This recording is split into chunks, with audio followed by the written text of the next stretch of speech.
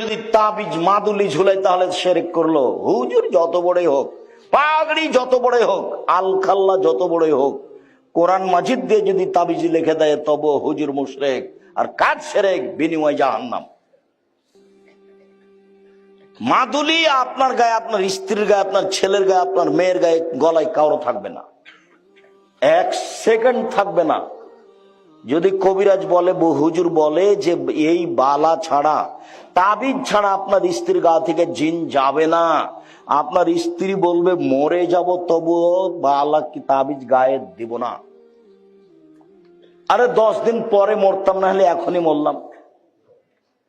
বেঁচে থাকতে থাকতে আর শেষে তো একদিন আছে নাকি? মালাকুল মউত আল্লাহকে গিয়ে বলছেন যে আপনি যে একটা লোকের কাছে আমাকে পাঠালেন, তা আমি তাকে জান কবজের কথা বললাম, এক থাপড় দিয়েছে, আমার যে এক চক্কানা হয়ে গেল। আচ্ছা ঠিক আছে, তুমি তাকে গিয়ে বলো যে গাভীর গায়ের উপরে হাত দেন। তো উনি গাভীর গায়ের উপরে হাত দিলেন। তখন জিবরাইল মালাকুল মউত বলছেন হাতের নিচে যতটি লোম আছে ততদিন আপনি বাঁচবেন। তখন মুসা আলাইহিস সালাম বলছেন তারপরে? বলে তারপরে মরণ। ও, তারপরে যদি মরণ তাহলে এখনই হোক। ইনি মুসা আলাইহিস সালাম এক থাপ্পড় দিয়েছিলেন মালাকুল মউতকে। হাদিস ঠিক, হাদিস বুখারী মুসলিম। চোখ একটা নষ্ট হয়ে গেছিল, এটা হাদিস বুখারী মুসলিম। কিভাবে কি এগুলো আমার ভাববার সুযোগ নাই। আল্লাহ রাসূল যেভাবে বলেছেন সেভাবে বললাম।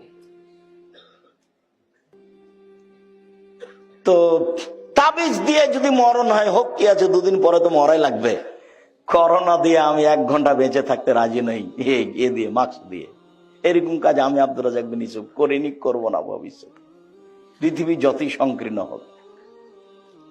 আমি যখন উঠে গেছি তখন বিমানবালা আমাকে বলছে মাস্ক লাগান, ধৈর্য ধারণ করো, মাস্ক লাগান, ধৈর্য ধারণ করো। আবার একটু পরে এসে বলছে মাস্ক লাগান, ধৈর্য ধারণ করো।